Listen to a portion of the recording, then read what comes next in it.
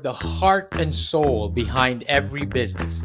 Stories. Welcome to Business Story of the Week, hosted by me, Joshua Laurie. From setbacks to comebacks, from tragedies to triumphs, we inspire entrepreneurs through conversations that matter. Witness the magic that turns dreams into reality. Whether it's your career, business, or life, your success is always one story away. This is Business Story of the Week. Hi, this is Margaret Mary O'Connor, and you're listening to Business Story of the Week. Fantastic, ladies and gentlemen. That is the lovely Margaret Mary O'Connor with her gracious and loving voice. I am already excited for this episode. She's going to be our guest for today. And of course, I am Joshua. I am your host. Every day, every week, every episode, we start off with a question. And the question for today is very important. The question for today is quite it might rattle some of you, but I think it's a very important question to have. You might find it hard to believe, but today we're going to tackle these truths, and Mary will be guiding us with it, because today we're going to ask, why is uncovering historical truths about women in the church more critical now more than ever? Why is it not so important? And Margaret is going to be guiding us today with those truths. Margaret Mary O'Connor is an author and advocate who is fiercely committed in uncovering and sharing the hidden truths about women in the Catholic Church. With a master's in pastoral ministry, she is known for her book, Scandal in the Shadows, where she exposes historical cover-ups about women priests. Margaret is often described as a modern-day David, challenging the church's institutional secrets and striving for transparency and reform.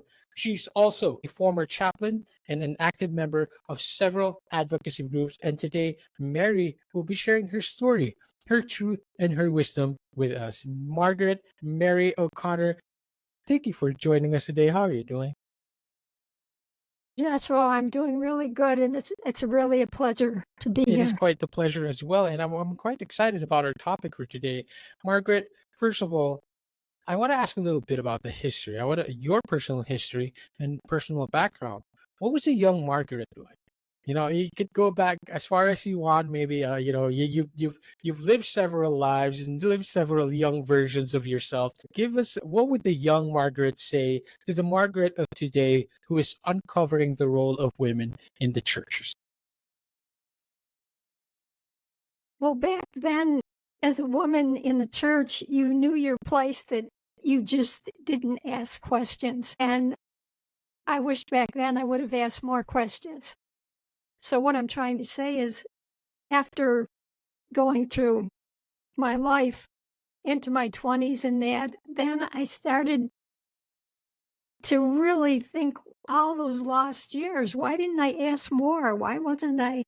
And again, it just goes back to how, unfortunately, women in the church, even though we're baptized the same as the little baby boys, there's a wide variance.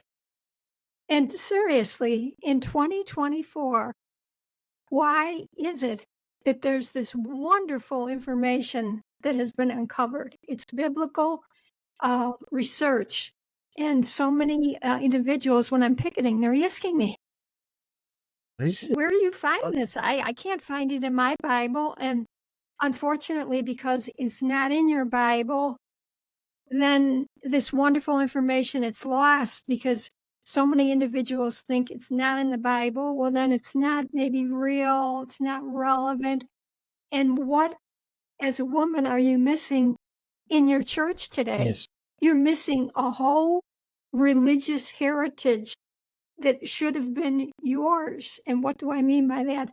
I mean that down through the centuries, there should have been woman priests, Interesting. woman bishops. Very There should have interesting. been this continuation that was actually there in the earliest centuries Fascinating. of our That church. is the fascinating truth, and that is what we're going to try to uncover today, Margaret. And this goes far back, and this is, you've dedicated your current research or your current work into this, that there has been women priests has always existed, but today we all know that the norm has been like women aren't allowed to be priests, or we just don't see them there because they're not allowed to be priests. And maybe that's changed throughout time, has it? But more importantly, what we're trying to uncover now is why. Why do you think it was hidden? Why do you think they did not allow women to be priests? And how far back does this go?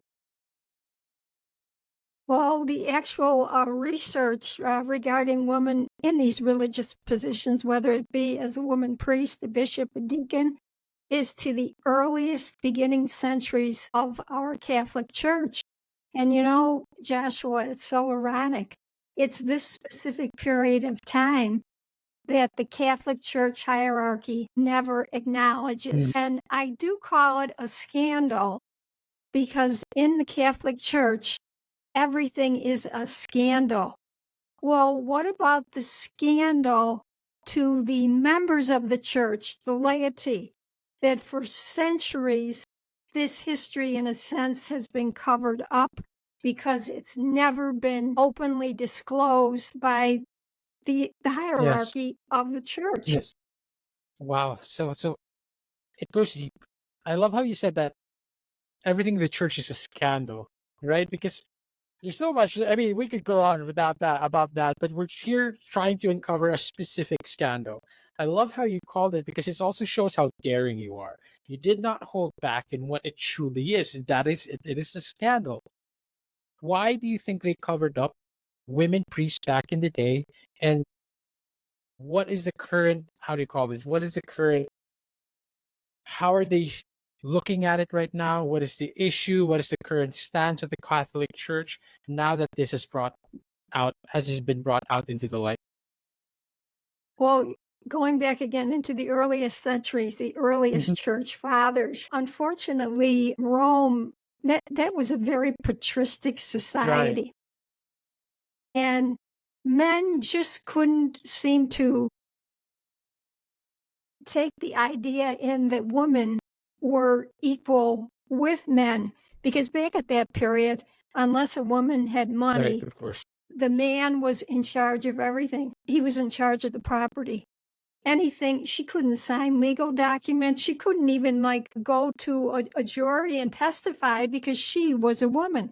So you get this idea. I mean, how really hideous it was the way women, the average, women were Yes. treated back then. And they had just crazy ideas. And some of these crazy ideas went in with the church fathers. And St. Thomas was even saying that, yes, women were equal with men to the extent that they had a brain.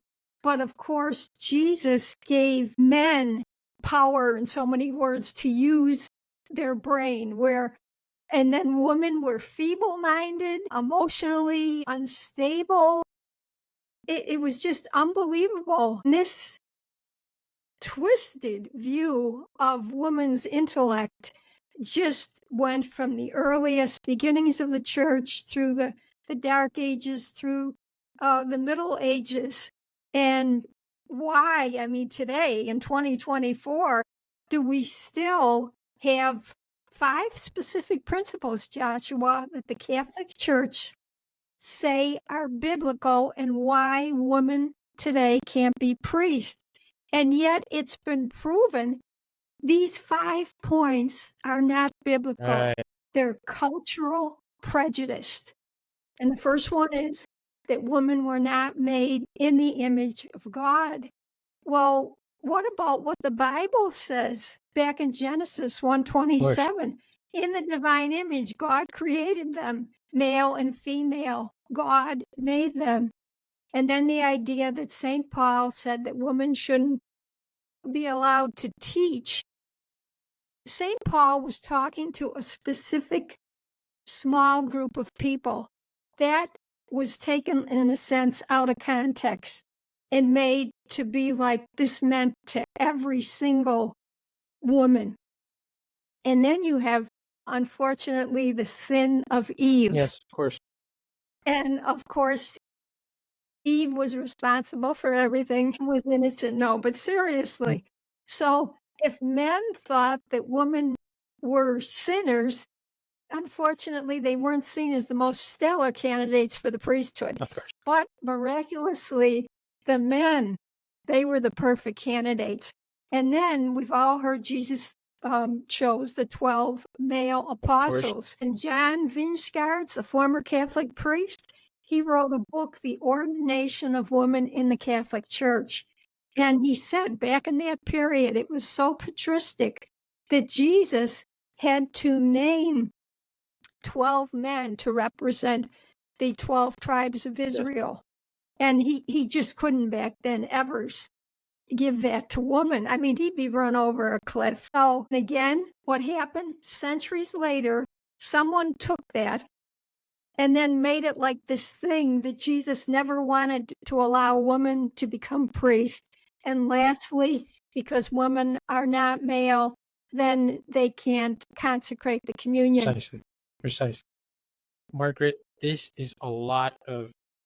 You're reviewing a lot, by the way, and it's quite the revelation, of course. And Margaret, of course, what I'm hearing is, and this has been always the narrative, like it's always normal, it's part of society, basically, but it's all the women's fault.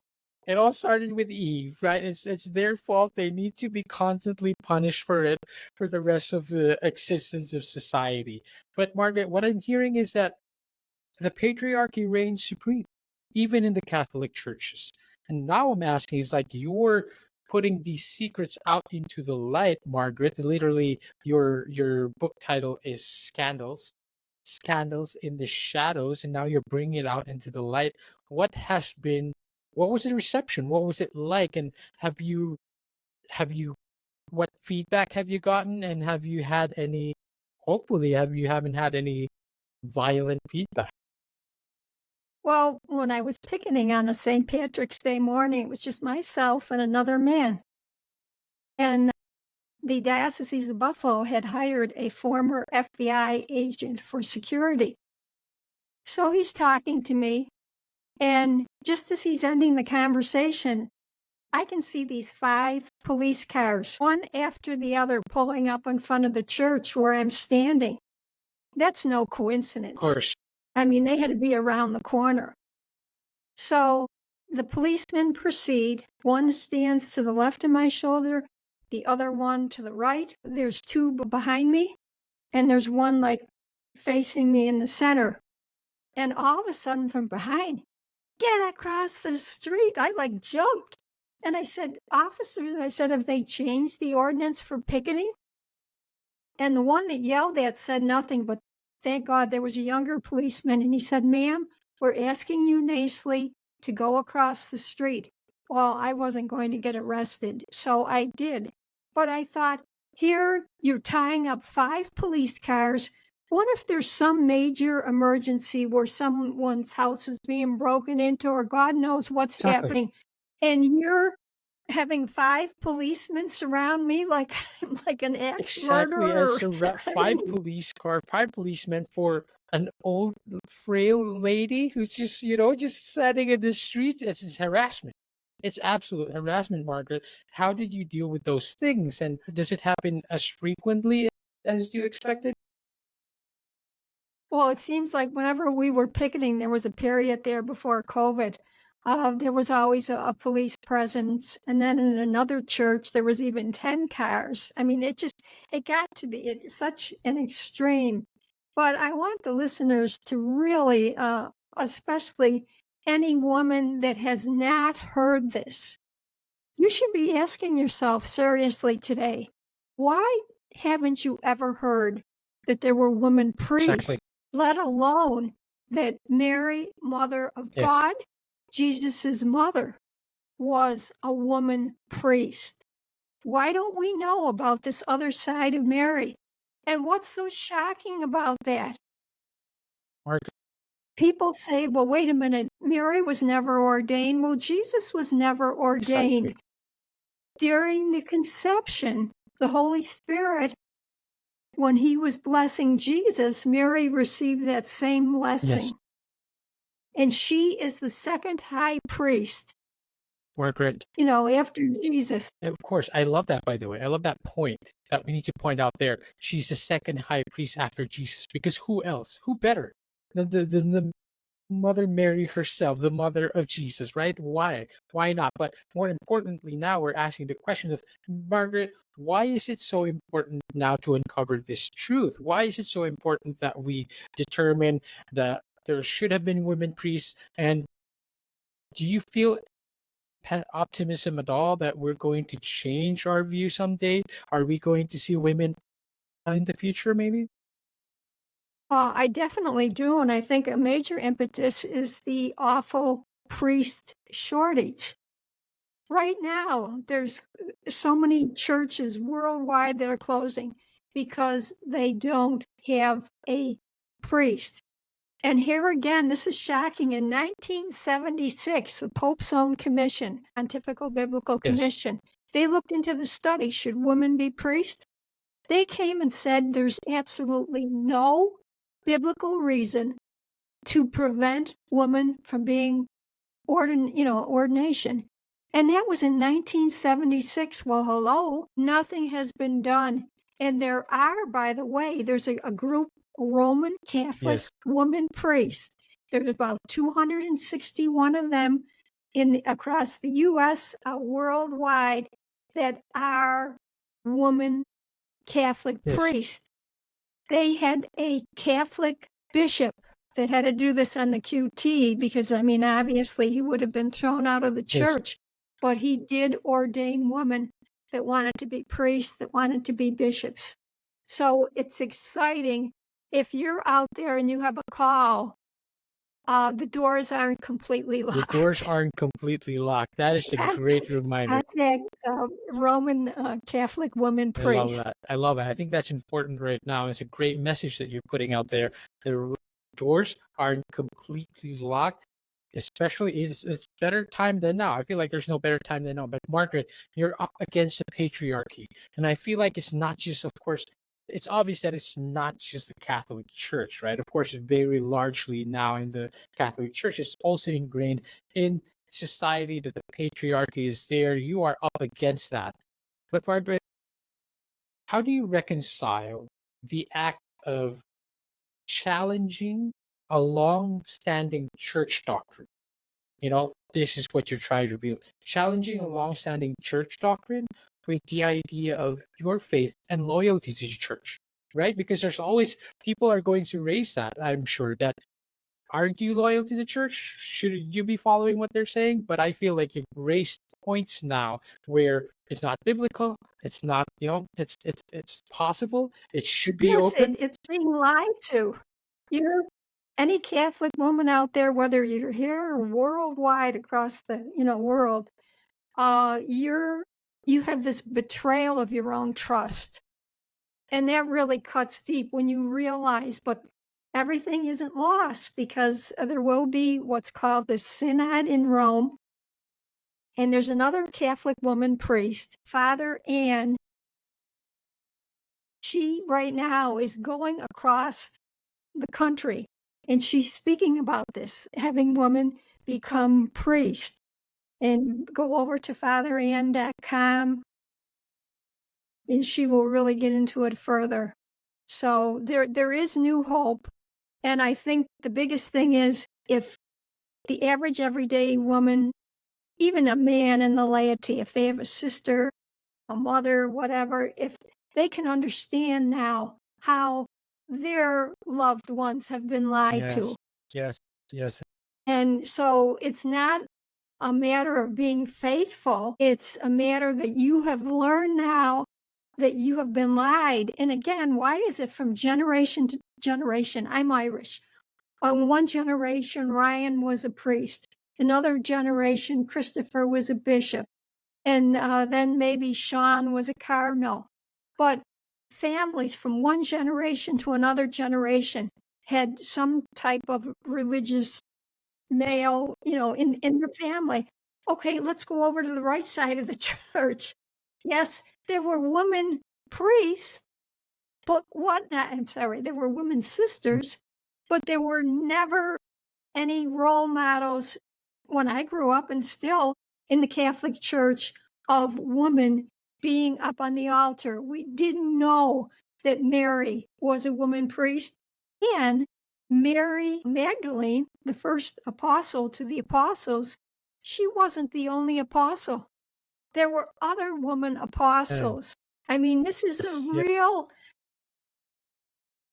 it's an eye opener if you really look into this past, and I call it wonderful history, because it's not, I know religion can be dry at times and tedious maybe, but when you find these particular skeletons in the closet and bring them forward, because it's not to ruin the church, it's just to give women their chance to reclaim their religious heritage. Yeah, I love that. I love that. And of course, you are sharing this truth on your website. It's all over there. Your radical truth.com, Mary Margaret, of course. And you also have your book. Margaret, talk to us a little bit about that and where else can we learn more? Yes, you can go to my website, yourradicaltruth.com, and there you can read chapter 4 of this book, Scandal in the Shadows, the original priest Mother Mary. Yes, yes. And I do have a petition also. And just out of curiosity, if you could take the time to go over it and see the specific points, and if something resonates with you, by all means, feel free, to sign that. But Mary, Mother of God, had a title. She was the model for all priesthood in the Catholic Church. I mean, isn't that ironic? That And that was taken away from her in 1927. My mother, my grandmother were alive then. And this newspaper man was talking to one of the Roman priests that was thanking him for running this little article that, what they were doing. And the priest is saying, well, isn't it great the way you handled this question? And of course, this is something that it's people wouldn't understand it. Well, yes, we wouldn't understand it, taking Mary's title away from her.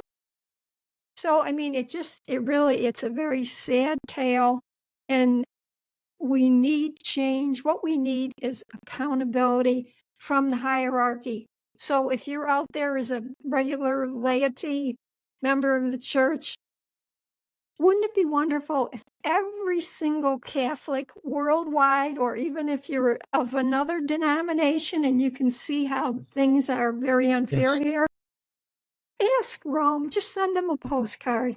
Why in 1976 you said woman can be, there's no biblical reason to prevent women priests. Well, then why hasn't that Yes, happened? precisely. That is the question. We need to make them accountable. They have been in the driver's seat, seriously. They have always been the driver's seat, and they've always kept it for themselves. That's the thing here. That's what we're trying to uncover, and why why keep it for themselves? Why not allow women to be ordained? And of course, today you are fighting that fight. You are fighting the good fight, and it's quite the big battle, Margaret. And I love that, of course, your heart is in it, your tenderness and your grace, along with all of it.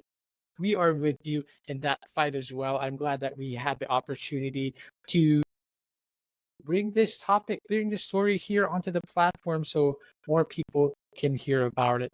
Margaret, of course, you are continuing the good fight. We are going to invite our audience and listener out there, yourradicaltruth.com. Go check out the website, go check out the free chapter, and go check out that petition that is up on their website as well. Margaret, where else can we connect with you?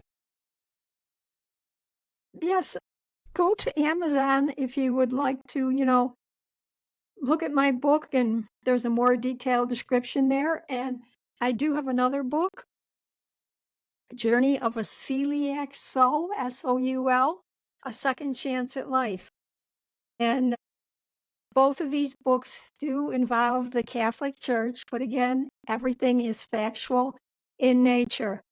And for any woman out there, Catholics that have never heard this, you are going to see your Catholic Church like you've never seen it before. Absolutely. And just to be clear, ladies and gentlemen, we are not advocating for the destruction of the Catholic Church, of course, of the fall of of course not. We are here to make sure that women who deserve to be ordained, women who want to be ordained, we are bringing the message that it is possible. It is not biblical to not allow them. And why not? Because faith is universal, and the love for truth, the love for the Bible, the Catholic Church is also universal. And we find that in women like Margaret here today. Margaret, thank you for coming on the show. Thank you very much, Thank you Joshua. so much once again to our audience and listeners out there. Thank you for watching the episode. I hope this revealed some truth to you guys. If this speaks to you, share it to your friends, share it to your family, and we will see you on the next one. Bye-bye. All right, so here's the thing. We try to get a little bit better every day, but we can't do it without you. So if you like the video, make sure to like and subscribe below. And if you have any comments, just leave them in the space under.